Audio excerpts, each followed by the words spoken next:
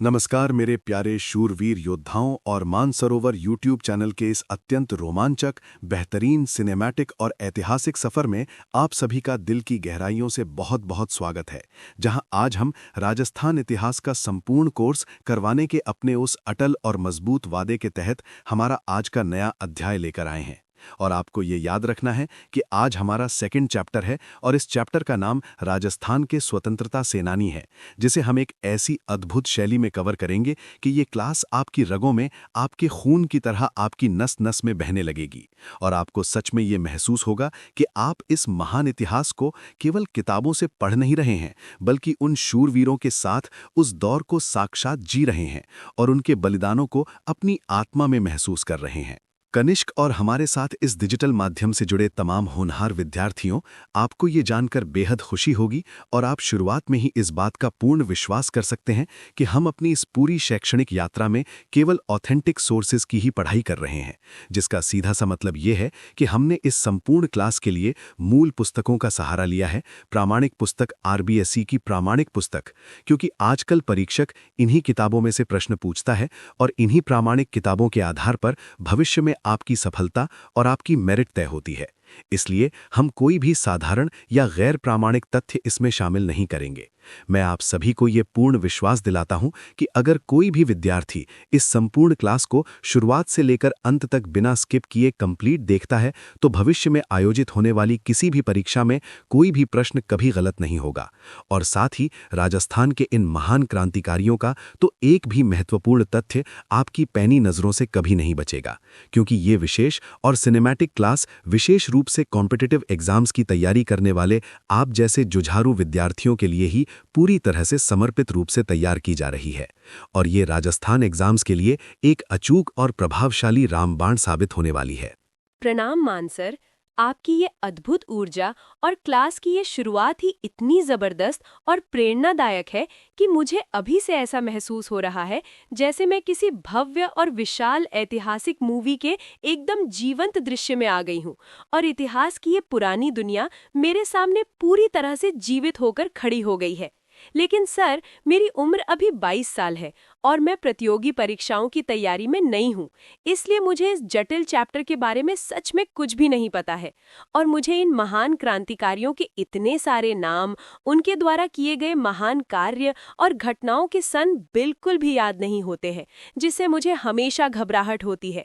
इसलिए क्या आप मुझे इस पूरे चैप्टर को A to Z इतने आसान और 360 डिग्री एनालिसिस के साथ समझाएंगे कि मुझे ये सब कुछ इसी क्लास में बहुत ही आसानी से याद हो जाए और मुझे हमेशा से इतिहास विषय से जो डर लगता है वो हमेशा हमेशा के लिए मेरे मन से खत्म हो जाए, क्योंकि मैं चाहती हूँ कि ये चैप्टर मेरी रगों में खून की तरह दौड़े। बिल्कुल कनिष्क, तुम इन सब बातों को लेकर अपने मन में रत्ती भर भी चिंता मत करो, क्योंकि आज की हमारी ये क्लास सिर्फ एक साधारण सा लेक्चर नहीं है, बल्कि ये एक ऐसा रोमांचक और सिनेमैटिक यात्रा है जिसमें हम मानसर की ट्रिक का ऐसा जबरदस्त और लाजवाब तड़का लगाएंगे कि तुम्हें और हमारे साथ जुड़े सभी विद्यार्थियों को एक एक ऐतिहासिक तथ्य अपने दिमाग में हमेशा के लिए इस तरह छप जाएगा कि तुम भविष्य में चाहकर भी उसे भूल नहीं पाओगी और परीक्षा हॉल में तुम्हें मेरी ही आवाज़ सुनाई देगी।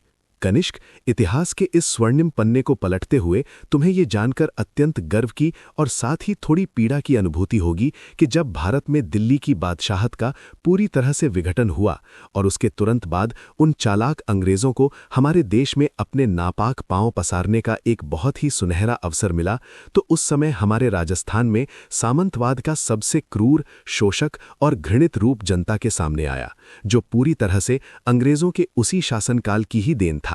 परंतु इस मुश्किल और अंधेरे दौर के आरंभ होने के साथ ही हमारे वीर और स्वाभिमानी राजस्थानियों ने उस विदेशी शासन का बिना किसी डर के डटकर विरोध भी आरंभ कर दिया था, क्योंकि राजपुताना का खून कभी गुलामी स्वीकार नहीं कर सकता। इस भयंकर साम्राज्य विरोधी संघर्ष के दौर की अनेक लोक कविताओं का सबसे गहरा और ऐतिहासिक संबंध हमारे भरतपुर क्षेत्र से है, क्योंकि जब मराठा सरदार होलकर अंग्रेजों से बचते हुए अपनी जान बचाकर आए थे तो उन्होंने भरतपुर में आकर ही शरण ली थी और भरतपुर के वीर तथा स्वाभिमानी राजा रणजीत सिंह इतने निडर और अपनी बात के धनी थे कि उन्होंने अंग्रेजों के साथ एक मजबूत संधि होने के बावजूद मराठा सरदार होलकर को अंग्रेजों के हवाले करने से साफ इनकार कर दिया था, जिसके परिणाम स्वरूप बौखलाए हुए और क्रोधित अंग्रेजों ने अपनी पूरी ताकत के साथ भरतपुर के उस अभेद्य किले पर सीधा हमला कर दिया था। इसी कड़े और भयंकर संघर्ष तथा भरतपुर की जनता की वीरता को दर्शाते हुए उस समय एक अत्यंत प्रसिद्ध और जोश से भरा हुआ लोकगीत गाया गया, जिसके जोशीले बोल थे, आछो गोरा हट जा, राज भरतपुर को रे गोरा हट जा, भरतपुर गढ़ बांको किलो रे बांको, गोरा हट जा।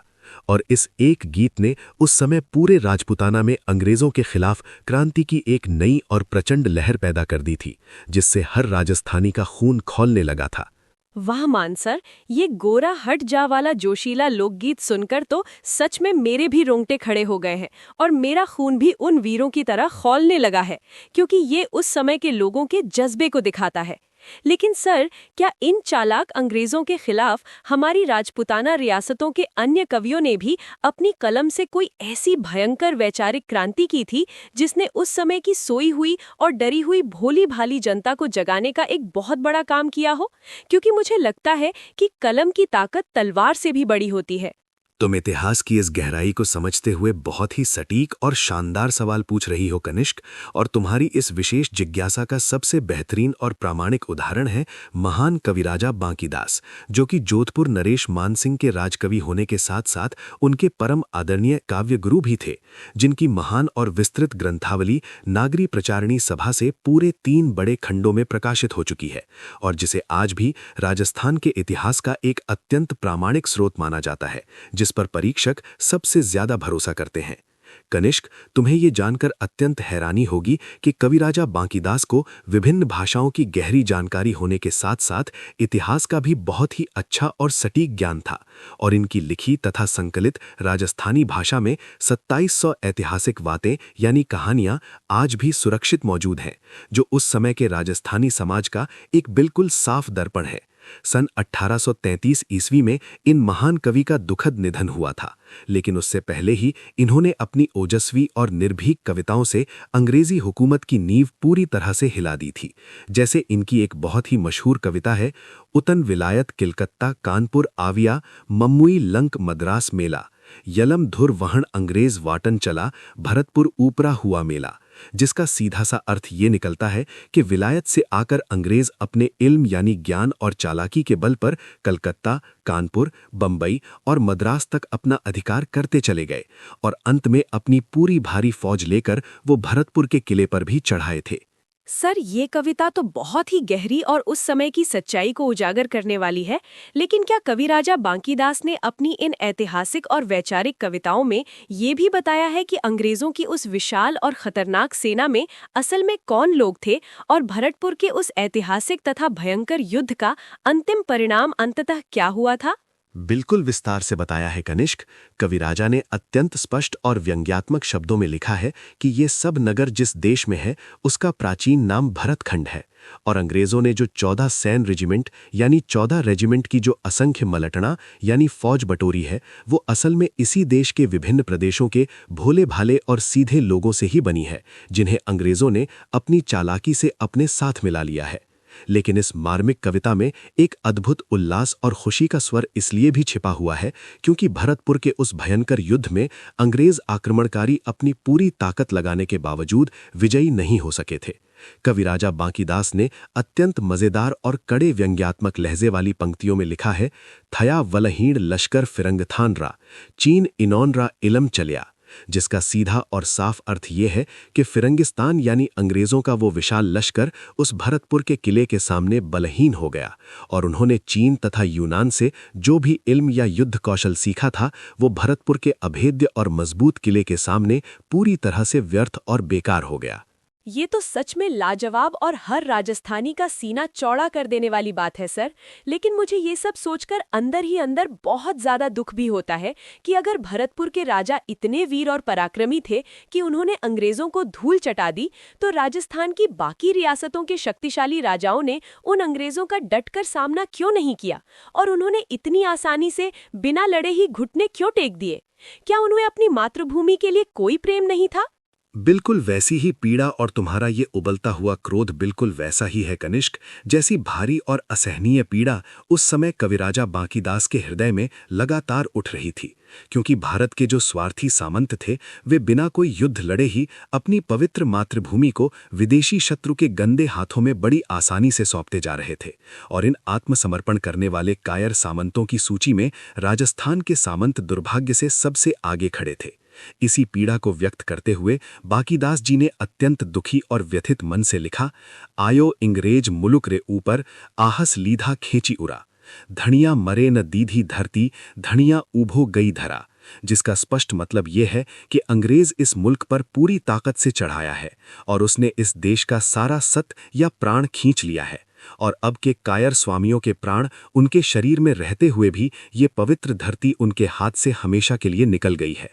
उन्होंने इस गीत के अंत में बहुत ही अदम्य और निडर साहस का परिचय देते हुए शक्तिशाली राज्यों के नाम लेकर अपने ही स्वामियों को बहुत बुरी तरह फटकारा और लिखा,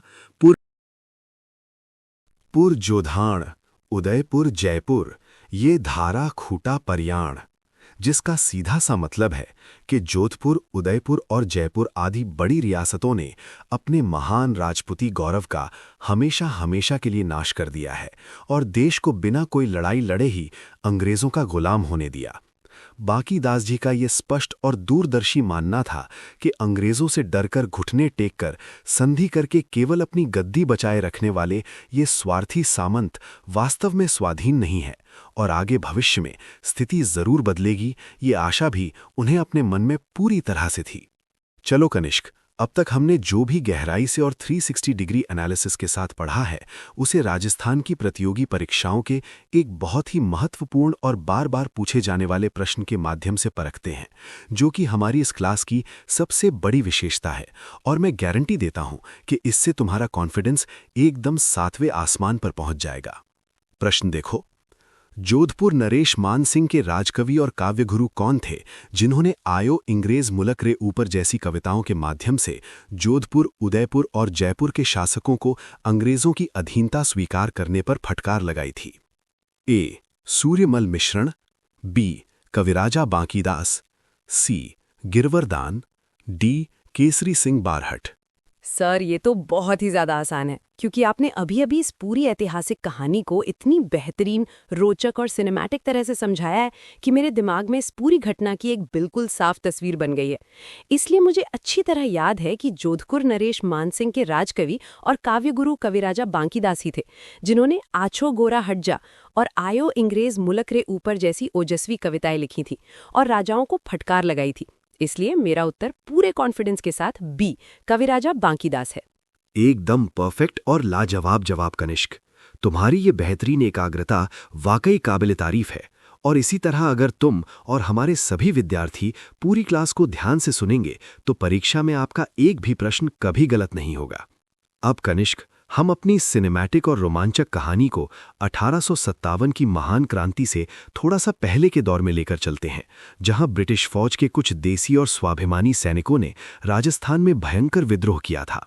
और इसी ऐतिहासिक तथा रोंगटे खड़े कर देने वाले प्रसंग में सीकर क्षेत्र के दो महान काका भतीजा डूंगजी और जवाहर जी इतने ज्यादा प्रसिद्ध हुए कि उन पर आज भी शेखावाटी की रग रग में और गांव-गांव में लोकगीत बहुत ही शान से गाए जाते हैं। राजस्थान स्वतंत्रता संग्राम काव्य में दिए हुए प्रामाणिक विवरण के अनुसार सन 1818 ईस्वी में जब अंग्रेजों ने राजपुताना के साथ संधियां की तो शेखावटी क्षेत्र के वीर और स्वाभिमानी लोगों ने इसका अत्यंत कड़ा विरोध किया और इसी विरोध के क्रूर दमन के लिए अंग्रेजों ने एक नई और खतरनाक चाल चलते हुए शेखावटी ब्रिगेड नामक एक सैन्य दल संगठित किया था ताकि वे अपनों से ही अपनों को कुचलवा सकें। सर, ये डूंगजी और जवाहर जी असल में कौन थे और क्या ये भी अंग्रेजों की इस नई और खतरनाक फौज में शामिल थे? और अगर वे शामिल थे तो इन्होंने अपनी ही अच्छी खासी नौकरी छोड़कर अंग्रेजों के खिलाफ इतने बड़े हथियार क्यों उठा लिए थे? क्योंकि नौकरी छोड़कर बगावत करना कोई आसान काम तो नहीं होता। कनिष्क, तुम्हें ये जानकर अत्यंत गर्वती और सम्मान की अनुभूति होगी कि हमारे वीर डूंगजी शुरुआत में इसी शेखावटी ब्रिगेड में एक रिसालेदार के बहुत ही महत्वपूर्ण पद पर कार्यरत थे, लेकिन उनके भीतर धड़कने वाले देशभक्ति के पवित्र और सच्चे हृदय ने उन्हें ज्यादा समय तक अंग्रेजों की वो गुलामी बर्दाश्त नहीं करने दी और 1834 ईस्वी में डूंगजी के ही कुशल नेतृत्व में इस ब्रिगेड के कुछ स्वाभिमानी सैनिकों ने भयंकर विद्रोह कर दिया तथा डूंगजी ने अपनी वो नौकरी छोड़कर देश की आजादी के लिए धनी और स्वार्थी लोगों से धन मांगना शुरू कर दिया था। जब वे स्वार्थी और लालची धनी लोग उन्हें धन नहीं देते थे तो हमारे वीर डूंगजी उनके यहाँ डाका डालने लगे और उस लूटे हुए सारे धन से वे निर्धन, गरीब और असहाय व्यक्तियों की भरपूर सहायता करते थे, जो उन्हें उस समय की जनता का एक सच्चा और महान रॉबिनहुड बनाता है। इन दोनों काका भतीजे ने अपने वीर साथियों की मजबूत सहायता से कई बार अंग्रेज छावनियों को भी बुरी तरह से लूटा था, लेकिन 1838 ईस्वी में डूंगजी के सगे साले भैरू सिंह ने उनके साथ बहुत बड़ा विश्वासघात किया और उन्हें भोजन के झूठे बहाने अपने यहाँ बुलवाया और वहां धोखे से अत्यधिक शराब पिलाकर उन्हें बेहोशी की हालत में अंग्रेजों के क्रूर हाथों में पकड़वा दिया। हे भगवान, अपनों ने ही इतने बड़े शूरवीर को इतना बड़ा धोखा दे दिया। सर, इसके बाद उन क्रूर और निर्दयी अंग्रेजों ने डूंगजी के साथ क्या किया, और क्या जवाहर जी ने अपने काका को उन जालिमों से बचाने का कोई प्रयास नहीं किया था? क्योंकि एक राजस्थानी अपने परिवार को ऐसे कैसे छोड़ सकता है? अंग्रेजों ने डूंगजी को आगरा के बेहद सुरक्षित और अत्यंत खतरनाक किले में कड़ी सुरक्षा के बीच कैद कर लिया कनिष्क। लेकिन जब डूंगजी की वीर और स्वाभिमानी पत्नी ने जवाहर जी को इस बात के लिए कठोर फटकार लगाई तो जवाहर जी ने अपने काका को छुड़वाने की एक अत्यंत भीषण और अटल प्रतिज्ञा ली कि वो आगरा के किले की ईंट से ईंट बजा देंगे। और यहीं पर हमारी बहुप्रतीक्षित मानसर की ट्रिक काम आएगी, ताकि तुम्हें और हमारे सभी विद्यार्थियों को जवाहर जी के उन सभी वीर साथियों के नाम चुटकियों में ऐसे याद हो जाएं कि तुम कभी न भूलो। मानसर की ट्रिक। आगरा में लौटिया और करना ने बालू व सांखू के साथ मिलकर बारात निकाली। इसका स्पष्ट और सीधा सा मतलब ये है कि जवाहर जी ने अपने भरोसेमंद सहयोगियों को लेकर एक बेहद खौफनाक और चतुराई भरी योजना बनाई, जिसमें ये ऐतिहासिक रूप से कहा जाता है कि लौटिया जाट लोठू जी निठारवाल और करुणा मीणा अपनी अदम्य वीरता और असाधारण बुद्धिमता से बालू नाई और सांखू लोहार के साथ मिलकर अंग्रेजों को चकमा देने के लिए अपने वीर साथियों के साथ एक नकली बारात के रूप में आगरा पहुंचे तथा अदम्य साहस का परिचय देते हुए आगरा के उस अभेद्य किले पर अचानक हमला करके डूंगजी को वहां से सुरक्षित रिहा करवा लाए। सर, ये सुनकर तो सच में किसी हॉलीवुड या बॉलीवुड की ब्लॉकबस्टर और थ्रिलर एक्शन मूवी के क्लाइमैक्स जैसा लग रहा है, जहां हीरो अपनी जान की बाजी लगाकर नकली बारात लेकर जाता है और अभेद्य किले से अपने साथी को छुड़ा लाता है। लेकिन सर, आगरा से इस तरह भागने के बाद इन्होंने क्या किया? क्या वे डरकर कहीं छुप गए थे? छुपना तो शूरवीरों के खून में होता ही नहीं है कनिष्क, बल्कि आगरा से निकलने के तुरंत बाद ही इस वीर टोली ने नसीराबाद की छावनी पर एक भयंकर और जोरदार हमला बोल दिया और वहां से अंग्रेजों का सारा खजाना लूट लिया, जिससे उनके अदम्य साहस और शौर्य की गौरव गाथा सर्वत्र पूरे राजपुताना में फैल गई और अनेक समकालीन कवियों ने उन पर अनेक जोशीली कविताएं लिखी तथा लोक में उनसे संबंधित गाथा, जो छावनी के नाम से बहुत प्रसिद्ध है, वे घर घर गाई जाने लगी।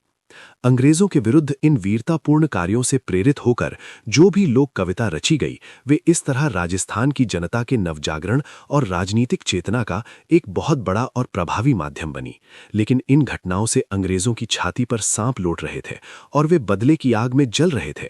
इसलिए बीकानेर के पास घड़सीसर नामक स्थान पर अंग्रेजी फौज ने बीकानेर और जोधपुर राज्य की फौजों के साथ मिलकर डूंगजी जवाहर जी को चारों तरफ से एक भयंकर घेरे में ले लिया। फिर क्या हुआ सर? क्या वे दोनों वीर उस भयंकर और जानलेवा घेरे में पकड़े गए, या वहां से भी अपनी चतुराई से निकलने में कामयाब हो गए? जवाहर जी तो अपनी अद्भुत बुद्धिमत्ता का प्रयोग करते हुए भागकर बीकानेर रियासत के खैरखट्टा नामक स्थान पर सुरक्षित पहुंच गए, जहां बीकानेर के महाराज रतन सिंह ने उन्हें अत्यंत प्रेमपूर्वक और सम्मान के साथ शरण दी। लेकिन हमारे वीर डूंगजी जैसलमेर के गिरदड़ा की काकी मैड़ी पहुंच गए, जहां जोधपुर की सेना ने उनके साथ फिर से एक बहुत बड़ा छल किया और उन्हें कैद करके वापस अंग्रेज सेना को सौंप दिया। इस घिनौने और कायरतापूर्ण कृत्य से लोगों में असंतोष की ज्वाला इतनी भयंकर रूप से भड़क उठी कि अंततः अंग्रेजों को घबराकर डूंगजी को वापस जोधपुर राज्य की सेना को सौंपना पड़ा। और इतिहास की ये बहुत ही दुखद बात है कि जोधपुर के उसी दुर्ग में ही कैद के दौरान हमारे वीर डूंगजी का निधन हुआ था। कनिष्क, यहाँ से प्रतियोगी परीक्षाओं में एक बहुत ही शानदार प्रश्न बनता है जो कई बार पूछा गया है और मैं चाहता हूं कि तुम इसे सॉल्व करो। 1857 ईस्वी के स्वतंत्रता संग्राम में सीकर क्षेत्र के उन क्रांतिकारियों का नाम बताइए जिन्होंने अंग्रेजों को चकमा देकर डूंगजी को आगरा के किले से रिहा करवाया था। RSM SSB PYQ। ए. तात्या टोपे और अमरचंद बाठिया। बी. लोटिया जाट और करुणा मीणा। सी. केसरी सिंह और प्रताप सिंह। डी. नाना भाई खांट और सेंगा भाई। सर, आपने जो शानदार मानसर की ट्रिक दी थी, आगरा में लोटिया और करना ने बालू व सांखू के साथ मिलकर बारात निकाली, उसके आधार पर मुझे एकदम स्पष्ट रूप से याद है कि इसका सही उत्तर बी, लोटिया जाट और करना मीणा ही होगा, जिन्होंने अपने साथियों के साथ मिलकर ये ऐतिहासिक कारनामा किया था। बहुत खूब और शानदार कनिष्क, तुम तो सच में जीनियस हो और तुम्हारी इस गजब की स्मरण शक्ति से मुझे पूरा विश्वास हो गया है कि तुम आने वाले एग्जाम में तहलका मचाने वाली हो। और हमारे सभी विद्यार्थी जो ये क्लास देख रहे हैं, मैं ये भी बता दूं कि लोठू जी निठारवाल का जन्म एक साधारण जाट परिवार में 1804 ईस्वी में रींगस में हुआ था, जहां से वे वहां के ठाकुर से अनबन होने के कारण अपनी बहन के पास बठोट में आ गए थे और यहीं इनका ऐतिहासिक संपर्क डूंगजी जवाहर जी से हुआ था, जिसके बाद वे लगातार अंग्रेज विरोधी गतिविधियों को अंजाम देते रहे और अंत में 1855 ईस्वी में इस महान और निडर योद्धा लोठू जी की मृत्यु हो गई थी। कनिष्क, अब हम प्रवेश करते हैं सन 1857 की उस महान रक्तरंजित और ऐतिहासिक क्रांति में, जिसका राजस्थान की पावन धरती पर सबसे जोशीला और ऐतिहासिक स्वागत महाकवि सूर्यमल अथवा सूरजमल मिश्रण ने अपनी कालजयी और आग उगलती हुई कलम से किया था। उन्होंने अपनी उत्कृष्ट और अमर कृति वीर सतसई में इस संग्राम का अद्भुत और रोंगटे खड़े कर देने वाला वर्णन किया है और लिखा है, बीरम बरसा बीतियो गण चौचंद गुणीस विसहर तिथ गरुवट समरा पलटत सीस। महाकवि सूर्यमल लिखते हैं कि हिंदुस्तान में अब कुछ परिवर्तन हो, अब कुछ उथल पुथल हो। इसी आशा आकांक्षा में संवत 1914 का एक वर्ष तो मानो पूरे एक युग के समान लंबा होकर आखिर बीत गया, पर नए साल के आरंभ होते ही जेठ बदी पंचम के ऐतिहासिक दिन सन 1857 समय रूपी विषधर नाग ने अंग्रेजों की देह में अपने जहरीले दांत गड़ाकर एकदम अचानक पलटा खाया। सर, ये जेठ बदी पंचमी का क्या गहरा रहस्य है? क्या इसी दिन राजस्थान में असल में युद्ध शुरू हुआ था? और क्या कोई कवि भी इतनी बड़ी और खतरनाक क्रांति का सीधा हिस्सा हो सकता है? बिल्कुल सही पकड़ा तुमने कनिष्क। जेठ में ना तो संवत 1914 ईस्वी समाप्त हो सकता है और ना ही 1857 ईस्वी आरंभ हो सकता है। इसलिए इतिहासकार ये मानते हैं कि संभवतः जेठ बदी पंचमी ही वो ऐतिहासिक और महत्वपूर्ण दिन है जब ये महान युद्ध आरंभ हुआ और काल सर्प ने अंग्रेजों को डसकर उस दिन अपना पलटा खाया। स्वाधीनता संग्राम शुरू होते ही किसी कवि की ये भावात्मक और जोशीली प्रतिक्रिया इतिहास में एकदम अभूतपूर्व है। और कनिष्क, तुम्हें यह जानना चाहिए कि महाकवि सूर्यमल सिर्फ इस स्वाधीनता संग्राम से प्रभावित होने वाले एक साधारण साहित्यकार ही नहीं थे, बल्कि वे इसके एक बहुत बड़े राजनीतिक संगठनकर्ता भी थे, जिन्होंने तत्कालिक परिस्थितियों के भारी और जानलेवा दबाव के कारण पोशीदा यानी गुप्त रूप में लोगों को प्रेरणा देने के लिए इस महान साहित्य की रचना की थी, ताकि जनता में विद्रोह की आग भड़क सके। सर, 1857 की क्रांति के समय क्या राजस्थान के सभी बड़े सामंतों ने स्वार्थवश अंग्रेजों का ही साथ दिया था, या कुछ सामंत ऐसे भी थे जो अपनी जान की परवाह किए बिना अपनी जनता के साथ पूरी मजबूती से खड़े थे? ये बहुत ही गहराई वाला और 360 डिग्री एनालिसिस वाला सवाल है कनिष्क, जो तुम्हारी समझ को दर्शाता है। सन 57 की इस महान क्रांति में बड़े सामंतों ने तो आमतौर से अपने स्वार्थ के लिए अंग्रेजों का ही साथ दिया था, लेकिन जो छोटे और स्वाभिमानी सामंत थे, उन्होंने अपनी जान की बाजी लगाकर आम जनता का और विद्रोहियों का पूरा साथ दिया। देसी पलटनों के विद्रोही सैनिकों ने इन्हीं छोटे और वीर सामंतों को अपने साथ लेकर अंग्रेजों से युद्ध किया, और इस अद्भुत तथा ऐतिहासिक एकता की सबसे बड़ी मिसाल हमें आहुआ के भयंकर युद्ध में एकदम साफ और स्पष्ट रूप से दिखाई देती है। आहुआ के इस भयंकर और रक्तरंजित संघर्ष पर जो लोकगीत रचे गए, वे स्वाभाविक रूप से आज भी हर राजस्थानी के रोंगटे खड़े कर देते हैं। जैसे एक प्रसिद्ध गीत यूं शुरू होता है, वणिया वाली गोचर माए कालो गो दड़ियो गो, राजा जीरे भेजो तो फिरंगी लड़ियो गो काली टोपीरो। सर, मारवाड़ी भाषा की इस गीत का क्या अर्थ है? क्या इसमें उस समय के काले और गोरे लोगों के बीच की उस भयंकर ऐतिहासिक लड़ाई का वर्णन किया गया है? हाँ कनिष्क, इस गीत का अत्यंत मार्मिक और हृदय विदारक भावार्थ ये है कि आहुआ की पावन धरती पर फिरंगी यानी अंग्रेज आ धमका है, और उसको वहां से बाहर खदेड़ने के लिए गांव की गोचर भूमि में काले सिपाही यानी हमारे देसी और वीर सैनिक पूरी मजबूती से डटे हुए हैं। और सबसे ज्यादा दुख की बात यह है कि उस गोरी देह वाले फिरंगी का पक्ष लेकर हमारा अपना राजा भी हम पर हमला करने के लिए चढ़ाया है। इसी आहुआ के ऐतिहासिक युद्ध पर एक और महान कवि गिरवरदान थे, जिन्होंने आहुआ के युद्ध पर 3 अद्भुत छप्पे लिखे थे, जिसकी पहली पंक्ति बरती 14 बरस पड़े इल बेद अपाएं सन 1857 ईस्वी की उस भयंकर उथल-पुथल की ओर सीधा संकेत करती है। और सबसे बड़ी और खास बात यह है कि कवि गिरवरदान ने अपनी अंतिम पंक्ति आजाद हिंद करवा उमंग निडर आहुआ नाथ रे में बड़ी सूझबूझ और दूरदर्शिता से आहुआ के इस छोटे से स्थानीय संघर्ष को पूरे भारत की आज़ादी की महान लड़ाई से जोड़ दिया था। सर, ये सब ऐतिहासिक बातें सुनकर तो मेरा मन कर रहा है कि मैं उस समय में वापस जाकर इन वीर सेनानियों के साक्षात दर्शन करूं और उन्हें नमन करूं। लेकिन सर, 1857 की इस महान और रक्त-रंजित क्रांति में राजस्थान का वो कौन सा पहला वीर सपूत था जिसे निर्दयी अंग्रेजों ने इतनी बेरहमी से फांसी के फंदे पर लटका दिया था? उस महान और अमर बलिदानी का नाम था अमरचंद बांठिया कनिष्क। देश के प्रथम स्वतंत्रता संग्राम यानी 1857 ईस्वी में राजस्थान के प्रथम व्यक्ति जिन्हें ब्रिटिश सत्ता ने अत्यंत बेरहमी से फांसी पर लटकाया, वो राजस्थान के बीकानेर निवासी अमरचंद बांठिया 1893 टू 1858 थे, जो उस समय ग्वालियर में अपना व्यापार चलाते थे। इस महान और देशभक्त व्यापारी ने अपनी पूरी जिंदगी की कमाई हुई धन संपत्ति देश की आज़ादी के लिए कड़ा संघर्ष कर रहे महान सेनानी तात्या टोपे को देने का प्रस्ताव किया, जिससे वो आज़ादी की इस लड़ाई को बिना किसी पैसे की रुकावट के लगातार चालू रख सके। और देश प्रेम की यही अतुलनीय और महान कुर्बानी बाद में क्रूर अंग्रेजों द्वारा उनकी फांसी का सबसे मुख्य कारण बनी। कनिष्क, अमरचंद बांठिया जी के सर्वोच्च और महान बलिदान से राजस्थान की हर परीक्षा में एक प्रश्न जरूर पूछा जाता है, और इसे तुम्हें अपने दिमाग में बिठा लेना है ताकि कभी न भूले। देश के प्रथम स्वतंत्रता संग्राम यानी 1857 ईस्वी में राजस्थान के प्रथम व्यक्ति जिन्हें ब्रिटिश सत्ता ने फांसी पर लटकाया, जिन्होंने अपनी पूरी संपत्ति तात्या टोपे को दे दी थी, वे कौन थे? RPSC first grade. सर, ये कहानी तो आपने अभी-अभी मेरे दिल में पूरी तरह से उतार दी है कि अपनी पूरी धन संपत्ति तात्या टोपे को सौंपने वाले ग्वालियर में व्यापार करने वाले बीकानेर के शूरवीर सपूत अमरचंद बांठिया ही वो प्रथम राजस्थानी व्यक्ति थे जिन्हें फांसी दी गई थी। तो इसका उत्तर बी है, अमरचंद बांठिया। वाह कनिष्क, तुम जिस बेहतरीन तरीके से तथ्यों को समझ रही हो और याद रख रही हो, मुझे पूरा यकीन है कि टेस्ट क्यू ऐप पर मौजूद हमारी टेस्ट सीरीज में तुम निश्चित रूप से टॉप रैंक हासिल करोगी। अब कनिष्क, हम राजस्थान के स्वतंत्रता संग्राम के उस नए और उग्र युग में प्रवेश कर रहे हैं जहां बंग भंग के बाद स्वदेशी आंदोलन ने बहुत जोर पकड़ा और इसी के साथ सशस्त्र क्रांति के भयंकर प्रयास भी आरंभ हुए, जो आरंभ से ही समाज सुधार, शिक्षा प्रसार और किसानों के जन आंदोलनों से बहुत गहरे रूप से जुड़े हुए थे। यद्यपि उनका क्षेत्र सीमित था, फिर भी उन्होंने देश के सामने एक बहुत बड़ी मिसाल रखी। और इस युग के सबसे चमकते हुए और महान सितारे थे भारत के प्रसिद्ध क्रांतिकारी भूप सिंह, जिन्हें आज पूरी दुनिया विजय सिंह पथिक के महान नाम से जानती है। सर, मैंने बिजौलिया किसान आंदोलन के बारे में अपनी किताबों में थोड़ा बहुत सुना है। क्या विजय सिंह पथिक जी का उसी आंदोलन से कोई सीधा संबंध था और उनका जन्म कहाँ हुआ था? बिल्कुल सही कहा तुमने कनिष्क।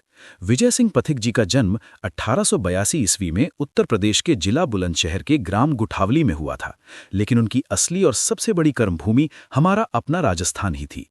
वे संपूर्ण भारत में किसान आंदोलन के असली जनक और चोटी के क्रांतिकारी माने जाते हैं, और उनका बहुत ही गहरा और ऐतिहासिक संबंध ऐतिहासिक बिजौलिया किसान आंदोलन से था, जिसने पूरे देश का ध्यान अपनी ओर खींचा था। पथिक जी ने वीर भारत सभा एवं राजस्थान सेवा संघ की स्थापना की और अजमेर में रहकर सशस्त्र क्रांति की खतरनाक क्रियान्विति, क्रांतिकारियों की नई भर्ती और उनके कड़े और गुप्त प्रशिक्षण में अपनी सबसे महत्वपूर्ण भूमिका निभाई थी।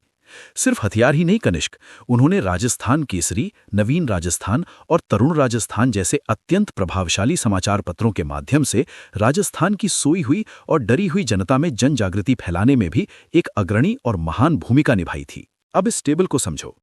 क्रांतिकारी का नाम, जन्म स्थान तथा प्रमुख संस्थाएं या पत्र। विजय सिंह पथिक, गुठावली बुलंदशहर यूपी। वीर भारत सभा, राजस्थान सेवा संघ, राजस्थान केसरी, नवीन राजस्थान। अर्जुन लाल सेठी, जयपुर। वर्धमान विद्यालय, जैन शिक्षा प्रचारक समिति। केसरी सिंह बारहट, देवपुरा शाहपुरा, वीर भारत सभा। सर, ये तो सच में कमाल की बात है कि एक ही इंसान ने इतना बड़ा किसान आंदोलन भी चलाया, संस्थाएं भी बनाई और अखबार भी निकाले। लेकिन सर, जयपुर रियासत में भी तो कोई बहुत बड़े क्रांतिकारी हुए थे जिन्होंने अपने स्वाभिमान के लिए जयपुर महाराजा का प्रधानमंत्री बनने से भी साफ इनकार कर दिया था। बिल्कुल सही पहचाना तुमने कनिष्क। वे महान और शूरवीर थे, जयपुर की पावन जन्मभूमि से निकले अर्जुन लाल सेठी जी, जिन्होंने राजस्थान में सशस्त्र क्रांति और जन जागृति की ऐसी भयंकर अलख जगाई कि उस समय अंग्रेज उनके नाम से ही कांपने लगे थे। कनिष्क, सेठी जी ने ही जयपुर में सन 1905 ईस्वी में जैन शिक्षा प्रचारक समिति की स्थापना की और इसी के तत्वावधान में उन्होंने वर्धमान विद्यालय, वर्धमान छात्रावास और वर्धमान पुस्तकालय चलाए, जो बाहर से देखने में तो केवल साधारण स्कूल लगते थे, लेकिन असल में वे अंदर ही अंदर देश के लिए क्रांतिकारियों को प्रशिक्षण देने वाले अत्यंत खूंखार और गुप्त केंद्र थे। सर, ये तो बिल्कुल किसी खुफिया एजेंसी के खतरनाक मिशन जैसा काम था। लेकिन आपने जो उनके प्रधानमंत्री पद ठुकराने वाली वो ऐतिहासिक बात बताई, वो पूरी घटना क्या थी और उन्होंने कौन-कौन सी किताबें लिखी थी? ये घटना भारतीय इतिहास के सबसे गौरवशाली और रोंगटे खड़े कर देने वाले पलों में से एक है कनिष्क, जब तत्कालीन जयपुर के महाराजा सवाई माधो सिंह द्वितीय ने अर्जुन लाल सेठी जी की अद्भुत प्रतिभा को देखकर उन्हें अपने राज्य का प्रधानमंत्री बनाने की एक बहुत बड़ी पेशकश की थी। तो उस महान राष्ट्रप्रेमी शेर ने महाराजा की आंखों में आंखें डालकर अत्यंत निडरता से ये कहते हुए साफ इनकार कर दिया कि अर्जुन लाल नौकरी करेगा तो अंग्रेजों को भारत से कौन निकालेगा। कनिष्क, अर्जुन लाल सेठी जी ने ही जोरावर सिंह, प्रताप सिंह, माणिकचंद्र, मोतीचंद और विष्णुदत्त जैसे खूंखार और निडर क्रांतिकारियों को अपने इसी वर्धमान विद्यालय से जोड़कर तैयार किया था। और वे हार्डिंग बम कांड, आरा हत्याकांड और काकोरी कार्रवाई जैसे देश के सबसे बड़े क्रांतिकारी कारनामों से सीधे तौर पर संबद्ध थे। और जहां तक किताबों की बात है कनिष्क, तो इन्हें आसानी से याद रखने के लिए मानसर की ट्रिक है, अर्जुन ने शूद्र और स्त्री को महेंद्र के साथ मुक्त किया। इसका सीधा सा अर्थ यह है कि अजमेर में रहते हुए अर्जुन लाल सेठी जी ने शूद्र मुक्ति, स्त्री मुक्ति और महेंद्र कुमार नामक विश्व प्रसिद्ध पुस्तकें लिखीं और उन्होंने अपने पूरे जीवन काल में हिंदू मुस्लिम एकता स्थापित करने का भी भरपूर और सच्चा प्रयास किया था। कनिष्क, अर्जुन लाल सेठी जी से जुड़ा यह विशेष प्रश्न अक्सर राजस्थान की परीक्षाओं में विद्यार्थियों को बुरी तरह फंसा देता है, लेकिन मुझे पूरा पता है कि तुम इसे आसानी से हल कर दोगी। जयपुर के महाराजा द्वारा प्रधानमंत्री पद की पेशकश को अर्जुन लाल नौकरी करेगा तो अंग्रेजों को भारत से कौन निकालेगा कहकर किसने ठुकरा दिया था, जिन्होंने शूद्र मुक्ति व स्त्री मुक्ति जैसी पुस्तकें लिखीं? ए. केसरी सिंह बारहट, बी. अर्जुन लाल सेठी, सी. विजय सिंह पथिक, डी. सागरमल गोपा। सर, आपकी वो जादुई ट्रिक अर्जुन ने शूद्र और स्त्री को महेंद्र के साथ मुक्त किया और 1905 में वर्धमान विद्यालय की वो रहस्यमयी कहानी सुनने के बाद ये प्रश्न तो मेरे लिए बिल्कुल बच्चों का खेल बन गया है। इसका सही उत्तर बी, अर्जुन लाल सेठी वे। लाजवाब कनिष्क, तुम्हारे इस गजब के आत्मविश्वास को देखकर मुझे यकीन है कि हमारे मानसरोवर चैनल का हर एक विद्यार्थी इसी तरह परीक्षा में सफलता के बड़े बड़े झंडे गाड़ेगा। और हाँ विद्यार्थियों, जो भी इस क्लास को देख रहे हैं, अभी तुरंत वीडियो को लाइक करें और अगर आपको हमारी बेहतरीन ज्योग्राफी की सिनेमैटिक क्लासेस देखनी है तो टेस्ट क्यू ऐप डाउनलोड करना बिल्कुल न भूलें। अब कनिष्क, मैं तुम्हें राजस्थान के उस एक इकलौते और महान परिवार की रुला देने वाली कहानी सुनाने जा रहा हूं, जिसने देश की स्वतंत्रता की भयंकर आग में अपने संपूर्ण परिवार को हंसते हंसते झोंक दिया था। मैं बात कर रहा हूं शाहपुरा के महान बारहट परिवार की, जिसकी शुरुआत होती है राजस्थान के प्रसिद्ध कवि एवं क्रांतिकारी केसरी सिंह बारहट 1872 से 1941 से, जिनकी जन्मभूमि 1872 में जन्मे शाहपुरा रियासत का देवपुरा नामक गांव था और इनकी कर्मभूमि हाड़ौती का कोटा शहर थी। सर, बारहट परिवार का नाम तो मैंने भी सुना है। क्या ये वही केसरी सिंह बारहट हैं जिन्होंने किसी बड़े राजा को दिल्ली दरबार में जाने से रोकने के लिए कुछ चेतावनी भरी और तीखी कविताएं लिखी थी? बिल्कुल सही कहा तुमने कनिष्क। सन 1903 ईस्वी में जब अंग्रेज वायसराय लॉर्ड कर्जन ने एक अत्यंत भव्य दिल्ली दरबार का आयोजन किया था, तो मेवाड़ के स्वाभिमानी महाराणा फतेह सिंह भी उसमें शामिल होने जा रहे थे। लेकिन उन्हें वहां जाने से रोकने के लिए केसरी सिंह बारहट ने उन्हें संबोधित करते हुए चेतावनी रा चुंगटिया नामक 13 सोरठे लिखे, जो अंग्रेजों के विरुद्ध उनकी भावना की अत्यंत स्पष्ट और ज्वलंत अभिव्यक्ति थी। और इन सोरठों को पढ़कर महाराणा का सोया हुआ राजपूती स्वाभिमान जाग उठा और वे दिल्ली जाकर भी दरबार में शामिल नहीं हुए। कनिष्क, ब्रिटिश सरकार की अत्यंत गुप्त रिपोर्टों में राजपुताना में विप्लव यानी क्रांति फैलाने के लिए केवल केसरी सिंह बारहट व अर्जुन लाल सेठी को ही सबसे खास और खतरनाक जिम्मेदार माना गया था। सर, जब केसरी सिंह जी इतने बड़े और महान क्रांतिकारी थे, तो क्या उन्होंने भी कोई संस्था बनाई थी ताकि पूरे राजस्थान के लोग इस भयंकर क्रांति से जुड़ सकें? और सर, उनके परिवार का क्या हुआ था? हाँ कनिष्क, उन्होंने राजस्थान के सभी वर्गों को क्रांतिकारी गतिविधियों से मजबूती से जोड़ने के लिए सन 1910 ईस्वी में वीर भारत सभा की स्थापना की और राजस्थान में एक सशक्त और भयंकर सशस्त्र क्रांति का कुशल संचालन किया। और उनका देश प्रेम देखो कनिष्क, श्री बारहट जी ने अपने सगे सहोदर भाई जोरावर सिंह, अपने जवान पुत्र प्रताप सिंह और अपने जामाता यानी दामाद ईश्वरदान आसिया को महान क्रांतिकारी रास बिहारी बोस के सहायक मास्टर अमीर चंद की सेवा में क्रांति का व्यावहारिक अनुभव और अत्यंत कठोर प्रशिक्षण प्राप्त करने के लिए मौत के मुंह में खुद भेज दिया था। और अंत में देश की स्वतंत्रता के लिए अपना सब कुछ होम कर देने वाले इस महान क्रांतिकारी कवि ने अगस्त 1941 को अपनी अंतिम सांस ली थी। सर, ये सुनकर मेरी आंखें पूरी तरह से नम हो गई हैं। कोई पिता अपने ही जवान बेटी को जानबूझकर मौत के मुंह में कैसे भेज सकता है? सर, उनके बेटे प्रताप सिंह बारहट के साथ क्या हुआ था? कनिष्क, कुंवर प्रताप सिंह बारहट की कहानी इतनी ज्यादा दर्दनाक और शौर्य से भरी है कि पत्थर दिल इंसान भी उसे सुनकर रो पड़े। 1893 ईस्वी में शाहपुरा में जन्मे प्रताप सिंह को देशभक्ति की ये आग अपने पिता केसरी सिंह और चाचा जोरावर सिंह बारहट से विरासत में ही मिली थी। वे मास्टर अमीर चंद से गहरी प्रेरणा लेकर देश को स्वतंत्र करवाने में पूरी तरह से जुट गए और रास बिहारी बोस का अनुसरण करते हुए क्रांतिकारी आंदोलन में सम्मिलित हुए। और बोस जी का प्रताप सिंह पर अगाध और अटूट विश्वास था। लेकिन दुर्भाग्य से प्रताप सिंह को बनारस कांड के संदर्भ में गिरफ्तार कर लिया गया और सन 1917 में बनारस षड्यंत्र अभियोग चलाकर उन्हें 5 वर्ष के सश्रम और अत्यंत कठोर कारावास की सजा सुनाई गई। सर, जेल में तो अंग्रेजों ने उन पर बहुत भयंकर जुल्म किए होंगे। क्या उन्होंने अमानवीय यातनाओं से टूटकर अंग्रेजों को अपने बाकी साथियों के नाम बता दिए थे? कनिष्क, बरेली के केंद्रीय कारागार में भारत सरकार के अत्यंत गुप्तचर निदेशक सर चार्ल्स क्लीवलैंड ने मात्र 22 साल के इस छोटे से नौजवान प्रताप सिंह को घोर और अमानवीय यातनाएं दी ताकि वो अपने साथियों के नाम उगल दे। लेकिन उस राजपुताने के शेर ने किसी का भी नाम नहीं लिया। जब शारीरिक यातनाएं बिल्कुल भी काम नहीं आईं तो बरेली जेल में ही क्लीवलैंड ने प्रताप सिंह को भावनात्मक रूप से तोड़ने के लिए कहा कि तुम्हारी मां तुम्हारे लिए बहुत रोती है। तब प्रताप ने जो ऐतिहासिक और गजब का जवाब दिया वो आज भी इतिहास के पन्नों पर स्वर्णाक्षरों में दर्ज है। क्या जवाब दिया था सर प्रताप सिंह जी ने उन जालिम अंग्रेजों को? प्रताप ने क्लीवलैंड की आंखों में देखकर शेर की तरह दहाड़ते हुए कहा, लेकिन मैं सैकड़ों माताओं के रोने का कारण नहीं बन सकता। मेरी मां को रोने दो जिससे अन्य कोई न रोए।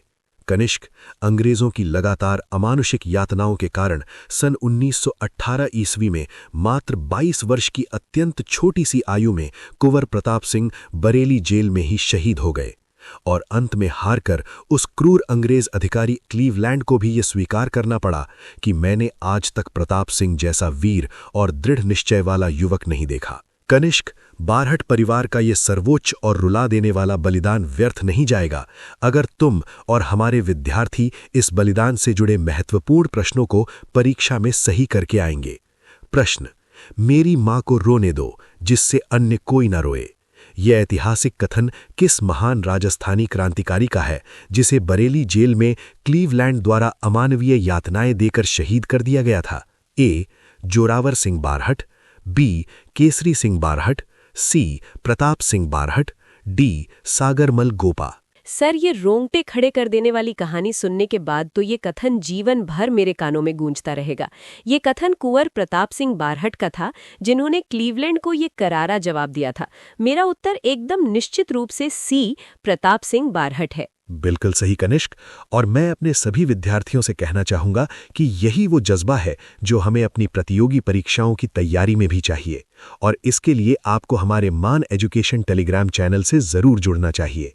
अब कनिष्क, बारहट परिवार की इस शौर्य गाथा के बाद हम चलते हैं मारवाड़ की उस पावन धरा पर जहां जोधपुर के बाल मुकुंद बिस्सा ने राजस्थान के जतिन दास के रूप में अपनी अमर और महान पहचान बनाई।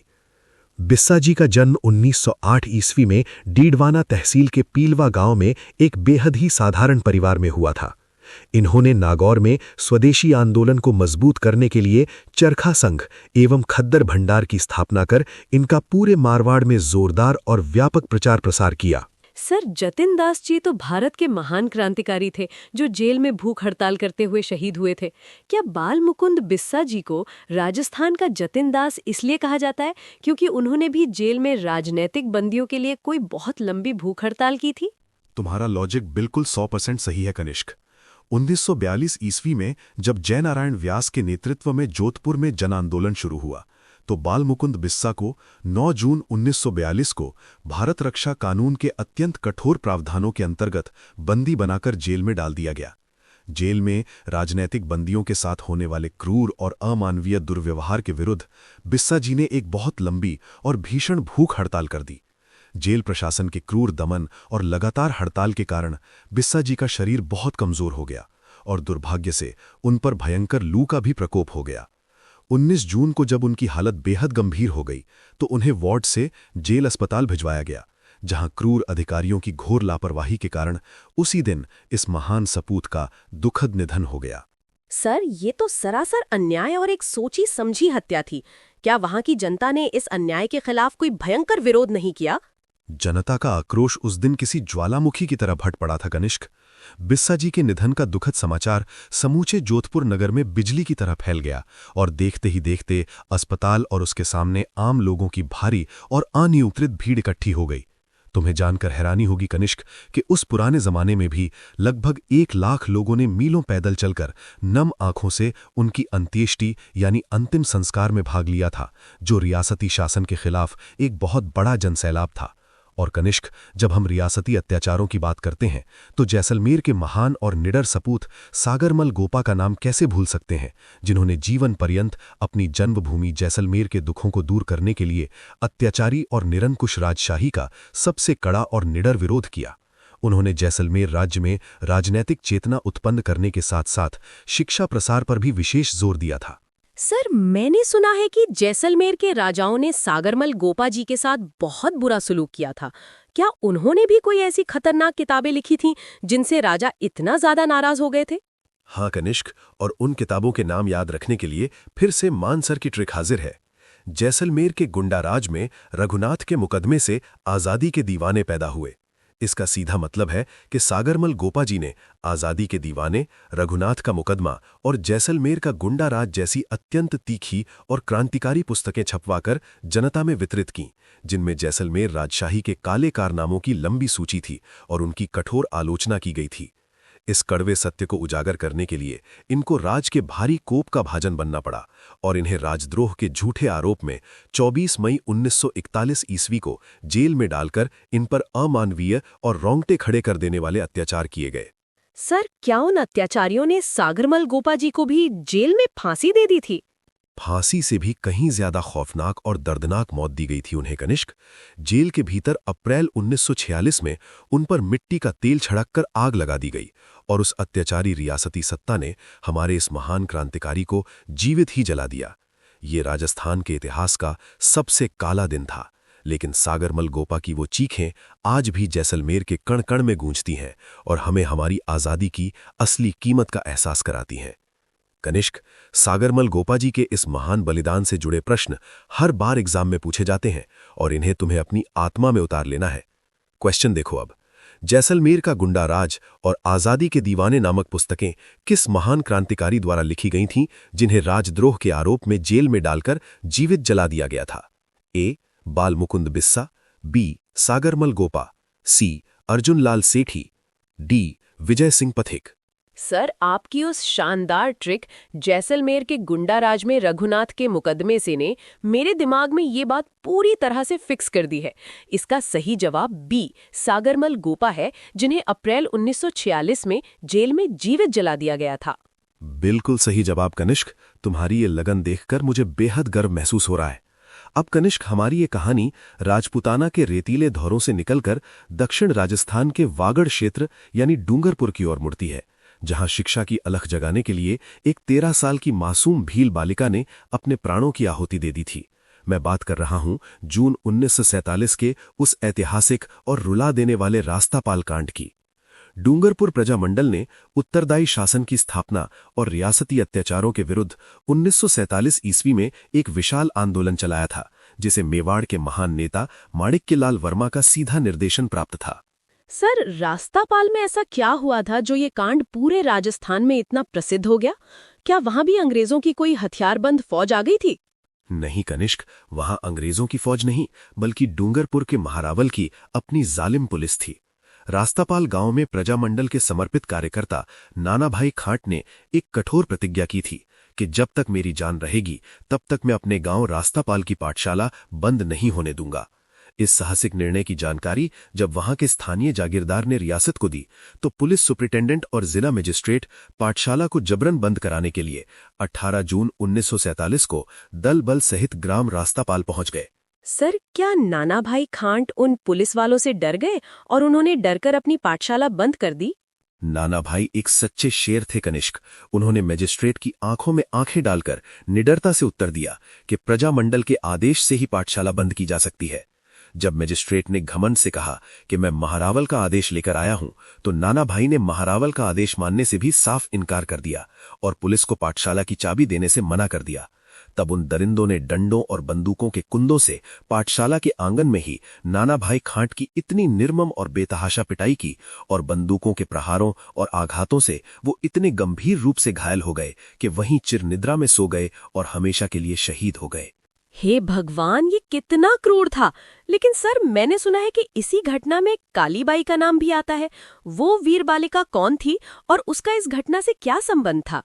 कनिष्क, जब नानाभाई खांट शहीद हो गए तो पुलिस ने वहां मौजूद दूसरे अध्यापक सेंगाभाई को अपनी गाड़ी यानी ट्रक के पीछे एक मोटी रस्सी से बांधकर बेरहमी से घसीटना शुरू कर दिया।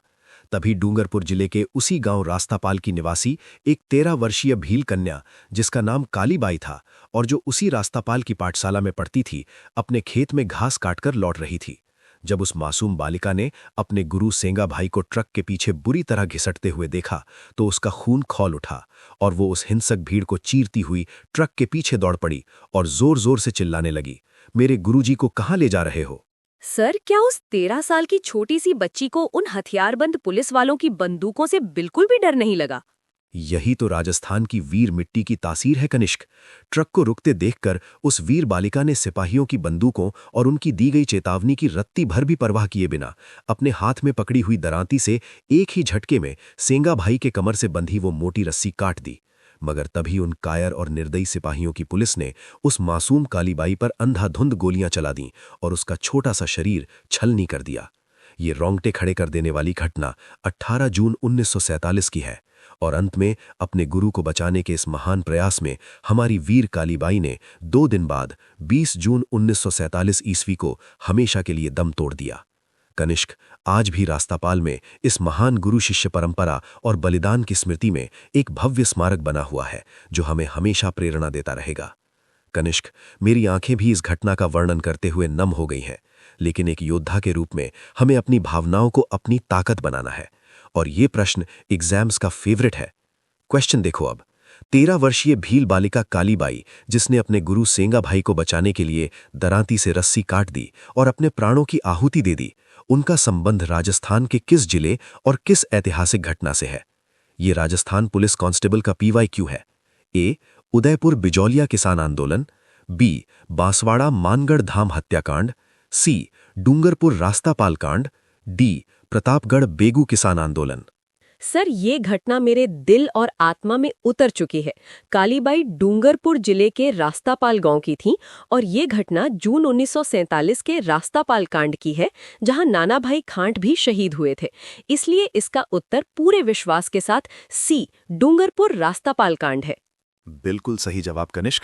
और सभी विद्यार्थियों को ये भी याद रखना चाहिए कि ये बलिदान हमारी शिक्षा की बुनियाद है, इसलिए आप सभी पूरे मन से पढ़ाई करें।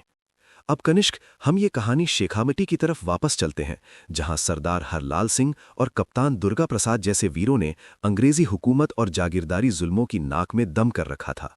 सरदार हरलाल सिंह का जन्म झुंझुनू जिले के हनुमानपुरा गांव में हुआ था। सबसे हैरान करने वाली बात यह है कनिष्क कि सरदार हरलाल सिंह पूरी तरह से अशिक्षित थे, फिर भी उन्होंने रियासती एवं जागीरदारी जुल्मों का डटकर और अत्यंत बुद्धिमानी से विरोध किया।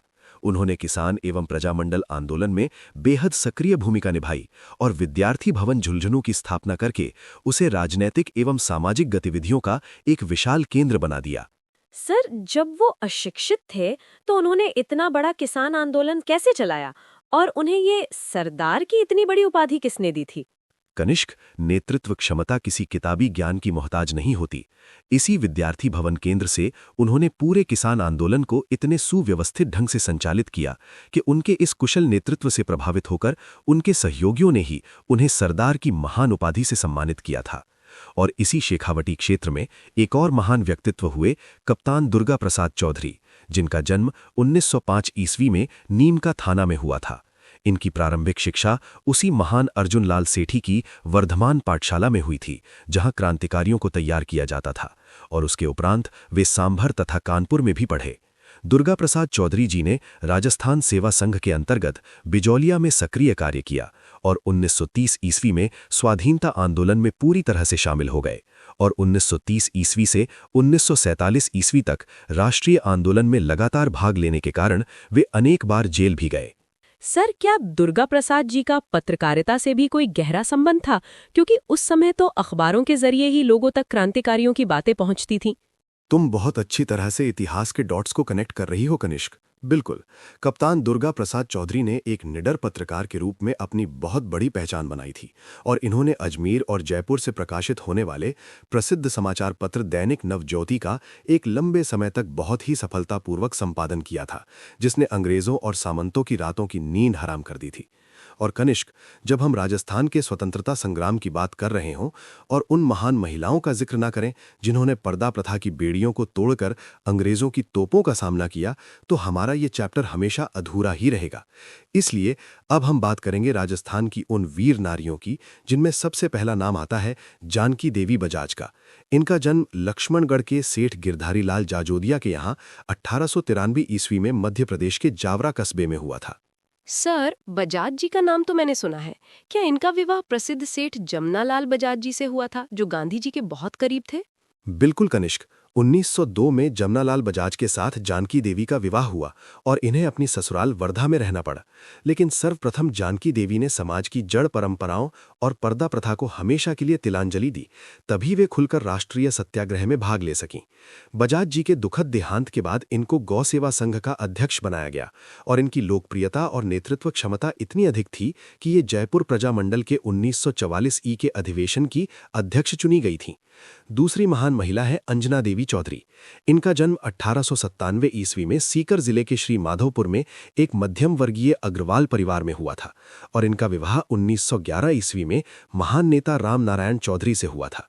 कनिष्क, इन्होंने अपने पति की इच्छानुसार मात्र 20 वर्ष की छोटी सी आयु में ही पर्दा प्रथा को हमेशा के लिए त्याग कर राष्ट्रीय स्वतंत्रता संग्राम में कंधे से कंधा मिलाकर सहयोग करने का अटल संकल्प लिया है। 1921-24 में इन्होंने मेवाड़ और बूंदी राज्यों की स्त्रियों में राष्ट्रीयता और समाज सुधार की भावना को चरम पर पहुंचाया तथा उनके साथ सत्याग्रह का महान कार्य किया। सर, क्या अंजना देवी जी को भी अंग्रेजों या रियासती पुलिस ने कभी गिरफ्तार किया था और क्या महिलाओं को भी जेल जाना पड़ता था? ये बहुत ही महत्वपूर्ण सवाल है कनिष्क, और तुम्हें ये बात हमेशा याद रखनी है क्योंकि ये परीक्षाओं में बार बार पूछा जाता है। अंजना देवी चौधरी ने चाहे दलितोत्थान का कार्य रहा हो अथवा अन्य कोई भी रचनात्मक कार्य, अपने पति का भरपूर साथ दिया। और सबसे बड़ी बात यह है कनिष्क कि ये समस्त रियासती जनता में गिरफ्तार होने वाली पहली महिला थीं। इसी कड़ी में एक और महान महिला है रतन शास्त्री जी। इनका जन्म 15 अक्टूबर 1912 ईस्वी में खाचरोद, मध्य प्रदेश में रघुनाथ जी व्यास के यहाँ पर हुआ था और इनका विवाह हीरालाल शास्त्री से हुआ था। सन 1929 ईस्वी में ग्राम सेवा, ग्रामोत्थान एवं जन सेवा के पवित्र उद्देश्य से वनस्थली में इन्होंने हीरालाल शास्त्री द्वारा लड़कियों की शिक्षा के लिए स्थापित जीवन कुटीर कार्यक्रम में अपना पूरा सहयोग प्रदान किया।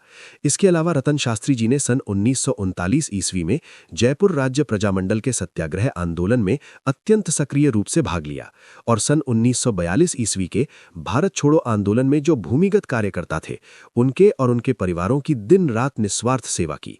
सर, इन महिलाओं का त्याग सच में बहुत बड़ा था। क्या बिजौलिया किसान आंदोलन में भी महिलाओं ने इसी तरह बढ़ चढ़कर भाग लिया था और पुलिस के डंडे खाए थे? बिल्कुल कनिष्क, और बिजौलिया की धरती पर जिस शेरनी ने पुलिस के डंडों का सामना किया वो थी रमा देवी। इनका जन्म जयपुर में वैद्य गंगा सहाय के घर में हुआ था। कनिष्क, हमारे समाज की कुरीतियों का इससे बड़ा उदाहरण क्या होगा कि रमा देवी का विवाह मात्र 7 वर्ष की छोटी सी उम्र में ही कर दिया गया था और केवल 11 वर्ष की अत्यंत छोटी आयु में ही ये बेचारी विधवा हो गई थी। लेकिन बाद में गांधी विचारधारा रखने वाले महान नेता लादूराम जोशी के साथ इनका पुनर्विवाह हुआ। विवाह के बाद इन्होंने खादी पहनना प्रारंभ कर दिया तथा अपनी नौकरी छोड़कर पति के साथ राजस्थान सेवा संघ का कार्य पूरी निष्ठा से किया। सर, तो रमा देवी जी बिजौलिया कैसे पहुंच गईं और वहां उनके साथ क्या हुआ जब पुलिस ने उन्हें रोका? कनिष्क, बिजौलिया आंदोलन के सबसे नाजुक समय में पंडित लादूराम जोशी की ये वीर पत्नी रमा देवी सन 1931 ईस्वी में बिजौलिया गईं, जहां पुलिस ने उन्हें तुरंत गिरफ्तार कर लिया। पुलिस वालों ने उन्हें धमकाकर वहां से निकल जाने को कहा, किंतु इस राजस्थानी वीरांगना का पुलिस को सीधा और बेखौफ जवाब था कि जब तक किसानों पर अत्याचार बंद नहीं होंगे वे यहां बार बार आती रहेंगी। इस निडरता पर वहां के कोतवाल ने उन्हें बहुत अपमानित किया, उनकी निर्मम पिटाई भी की, किंतु वे अपने मार्ग पर चट्टान की तरह दृढ़ रहीं और 1930 एवं 1932 ईस्वी में सत्याग्रह एवं सविनय अवज्ञा आंदोलन में भी उन्होंने भाग लिया और खुशी खुशी जेल भी गईं। अब एक टेबल देखो। महिला स्वतंत्रता सेनानी, इनका जन्म स्थान और प्रमुख योगदान या संस्था: जानकी देवी बजाज, जावरा, मध्य प्रदेश। गौ सेवा संघ अध्यक्ष, जयपुर प्रजामंडल अधिवेशन 1944। अंजना देवी चौधरी, श्री माधोपुर, सीकर। मेवाड़ व बूंदी में सत्याग्रह, समस्त रियासती जनता में गिरफ्तार होने वाली पहली महिला। रतन शास्त्री, खाचरोद, मध्य प्रदेश। जीवन कुटीर, वनस्थली, जयपुर सत्याग्रह, भारत छोड़ो आंदोलन में भूमिगत सेवा। रमा देवी, जयपुर, बिजौलिया आंदोलन 1931, राजस्थान सेवा संघ, सविनय अवज्ञा आंदोलन। किशोरी देवी, शेखावटी, कटराथल का विशाल महिला सम्मेलन 1934। कनिष्क, महिलाओं के महान योगदान से जुड़ा ये प्रश्न तुम्हारी तैयारी को और पुख्ता करेगा और तुम्हें इसे कभी गलत नहीं करना है। क्वेश्चन देखो। स्वतंत्रता संग्राम के दौरान राजस्थान के समस्त रियासती क्षेत्र जनता में गिरफ्तार होने वाली पहली राजस्थानी महिला कौन थी जिन्होंने 20 वर्ष की आयु में पर्दा प्रथा त्याग दी थी? ए. जानकी देवी बजाज, बी. रमा देवी, सी.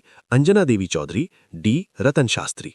सर, ये तो आपने बहुत ही जोर देकर बताया था कि राम नारायण चौधरी जी की वीर पत्नी अंजना देवी चौधरी ही वो पहली महिला थी जिन्हें रियासती जनता के बीच गिरफ्तार किया गया था। तो मेरा सही उत्तर पूरे कॉन्फिडेंस के साथ सी, अंजना देवी चौधरी है। एक्सीलेंट कनिष्क, तुम तो टेस्ट क्यू ऐप के लीडर बोर्ड पर सबसे ऊपर रहने वाली हो और हमारे जो भी विद्यार्थी इस क्लास को देख रहे हैं याद रखें कि इसी तरह के 360 डिग्री एनालिसिस वाले प्रश्न हमारी टेस्ट पास सीरीज में उपलब्ध हैं जो आपको सफलता की गारंटी देते हैं।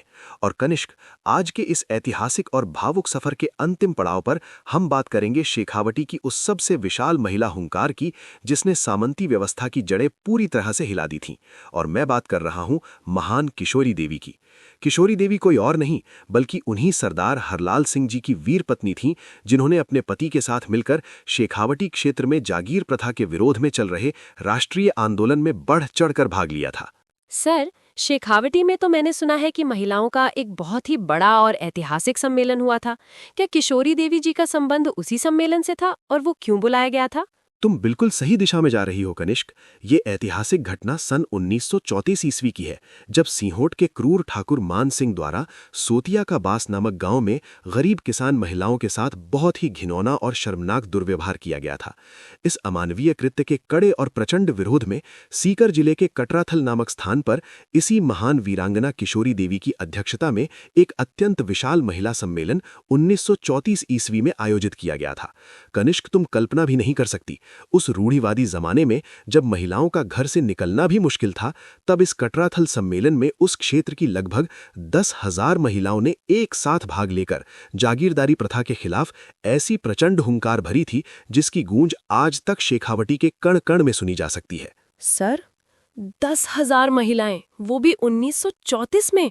मान सर, आपने सच कहा था। ये क्लासिक सिनेमा की तरह मेरे दिल और दिमाग में छप गई है और अब मुझे ऐसा लग रहा है कि डूंगजी जवाहर जी की वीरता, प्रताप सिंह बारहट का बलिदान, सागरमल गोपा जी की चीखें और 13 साल की उस कालीबाई का अदम्य साहस, इन सभी क्रांतिकारियों का खून अब सच में मेरी रगों में भी दौड़ने लगा है। आपने जो मानसर की ट्रिक्स बताई उनसे तो मुझे अर्जुन लाल सेठी और सागरमल गोपा जी की किताबें ऐसे याद हो गई हैं जैसे मैं उन्हें बचपन से जानती हूँ। सर, आपने कमाल कर दिया, सच में कमाल कर दिया। अब मुझे अपनी किसी भी परीक्षा का कोई डर नहीं है। यही तो मानसर का एकमात्र उद्देश्य है कनिष्क। इतिहास को सिर्फ रखना नहीं है, बल्कि उसे जीना है। और जब तुम इन महान विभूतियों के बलिदान को अपने दिल से महसूस करोगी, तो दुनिया का कोई भी कॉम्पिटिटिव एग्जाम तुम्हें हरा नहीं सकता। मेरे प्यारे विद्यार्थियों, मुझे पूरा विश्वास है कि आज का ये चैप्टर राजस्थान के स्वतंत्रता सेनानी आपके दिमाग में पूरी तरह से फिट हो गया होगा। और जैसा कि मैंने वादा किया था, हमने इस क्लास में जो कुछ भी पढ़ा है, अगर आपने उसे दिल से सुना है, तो कालीबंगा सभ्यता का कोई भी प्रश्न कभी गलत नहीं होगा और आपकी सफलता निश्चित है। मैंने आरबीएससी की प्रामाणिक पुस्तक का एक एक फैक्ट इस संवाद में इतनी गहराई से पिरो दिया है ताकि आप हमेशा ऑथेंटिक सोर्सेज से जुड़े रहें और परीक्षा हॉल में आपको हमारी यही आवाज सुनाई दे। अंत में मैं अपने सभी होनहार योद्धाओं को प्रेरित करना चाहूंगा कि वे अभी इसी वक्त प्ले स्टोर पर जाएं और हमारा टेस्ट क्यू ऐप तुरंत डाउनलोड करें। वहां पर उपलब्ध हमारे जियोग्राफी के सिनेमैटिक कोर्स को जरूर ज्वाइन करें, क्योंकि हमारे ये सिनेमैटिक कोर्स सच में विद्यार्थियों की जिंदगी बदल रहे हैं और उन्हें सफलता के शिखर पर पहुंचा रहे हैं। साथ ही हमारी राजस्थान जीके की बेहतरीन और बेमिसाल test pass test series test Q app पर मौजूद है, जिसमें हमने संपूर्ण राजस्थान जीके को सब्जेक्ट वाइज 360 डिग्री में कवर किया है और प्रत्येक प्रश्न का ऐसा ही शानदार एनालिसिस किया गया है कि आपका कोई भी प्रश्न एग्जाम में कभी गलत नहीं होगा। और हाँ, जाने से पहले मानसरोवर चैनल को सब्सक्राइब करना बिल्कुल ना भूलें। इस वीडियो को ज्यादा से ज्यादा लाइक करें और इस पूरी शानदार क्लास की फ्री पीडीएफ प्राप्त करने के लिए मान एजुकेशन टेलीग्राम चैनल को तुरंत ज्वाइन करें, क्योंकि अगला चैप्टर इससे भी ज्यादा धमाकेदार, सिनेमैटिक और ज्ञानवर्धक होने वाला है।